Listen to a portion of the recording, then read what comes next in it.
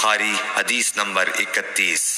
ابو ذر ایک جوڑا پہنے ہوئے تھے اور ان کا غلام بھی جوڑا پہنے ہوئے تھا۔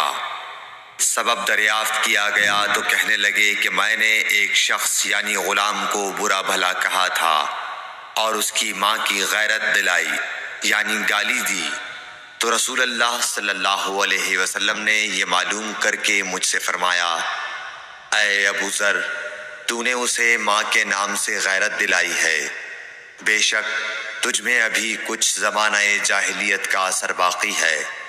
یاد رکھو ماتحت لوگ تمہارے بھائی ہیں، اللہ نے اپنی کسی مصلحت کی بنا پر انہیں تمہارے قبضے میں دے رکھا ہے، تو جس کے ماتحت اس کا کوئی بھائی ہو تو اس کو بھی وہی کھلائے جو آپ کھاتا ہے، اور وہ کپڑا اسے پہنائے جو آپ پہنتا ہے، اور ان کو اتنے کام کی تکلیف نہ دو کہ ان کے لیے مشکل ہو جائے، اور اگر کوئی سخت کام ڈالو تو تم خود بھی ان کی مدد کرو۔ صحیح بخاری حدیث نمبر 32۔ جب سورہ انعام کی یہ آیت اتری، جو لوگ ایمان لائے اور انہوں نے اپنے ایمان میں گناہوں کی آمیزش نہیں کی، تو آپ صلی اللہ علیہ وسلم کے اصحاب نے کہا، یا رسول اللہ، یہ تو بہت ہی مشکل ہے، ہم میں کون ایسا ہے جس نے گناہ نہیں کیا؟ تب اللہ پاک نے سورہ لقمان کی یہ آیت اتاری کہ بے شک شرک بڑا ظلم ہے۔ صحیح بخاری حدیث نمبر 33۔ رسول اللہ صلی اللہ علیہ وآلہ وسلم نے فرمایا، منافق کی علامتیں 3 ہیں، جب بات کرے جھوٹ بولے، جب وعدہ کرے اس کے خلاف کرے، اور جب اس کو امین بنایا جائے تو خیانت کرے۔ صحیح بخاری حدیث نمبر 34۔ رسول اللہ صلی اللہ علیہ وسلم نے فرمایا کہ 4 عادتیں جس کسی میں ہوں تو وہ خالص منافق ہے، اور جس کسی میں ان 4 میں سے ایک عادت ہو تو وہ بھی نفاق ہی ہے جب تک اسے نہ چھوڑ دے۔ وہ یہ ہیں، جب اسے امین بنایا جائے تو امانت میں خیانت کرے، اور بات کرتے وقت جھوٹ بولے، اور جب کسی سے عہد کرے تو اسے پورا نہ کرے، اور جب کسی سے لڑے تو گالیوں پر اتر آئے۔ صحیح بخاری حدیث نمبر 35۔ رسول اللہ صلی اللہ علیہ وسلم نے فرمایا، جو شخص شب قدر ایمان کے ساتھ محض ثواب آخرت کے لیے ذکر و عبادت میں گزارے، اس کے گزشتہ گناہ بخش دیے جاتے ہیں۔ صحیح بخاری حدیث نمبر 36۔ رسول اللہ صلی اللہ علیہ وسلم نے فرمایا، جو شخص اللہ کی راہ میں جہاد کے لیے نکلا، اللہ اس کا ضامن ہو گیا۔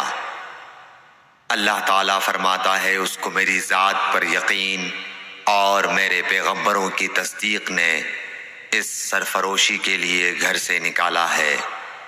میں اس بات کا ضامن ہوں کہ یا تو اس کو واپس کر دوں ثواب اور مال غنیمت کے ساتھ، یا شہید ہونے کے بعد جنت میں داخل کر دوں۔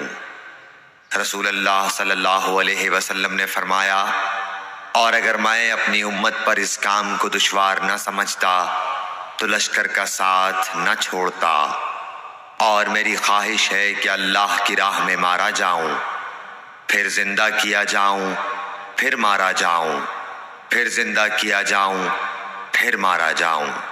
صحیح بخاری حدیث نمبر 37۔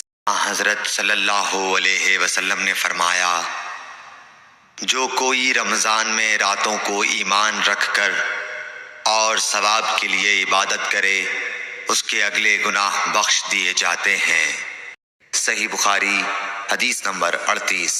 حضرت صلی اللہ علیہ وسلم نے فرمایا، جس نے رمضان کے روزے ایمان اور خالص نیت کے ساتھ رکھے، اس کے پچھلے گناہ بخش دیے گئے۔ صحیح بخاری حدیث نمبر 39۔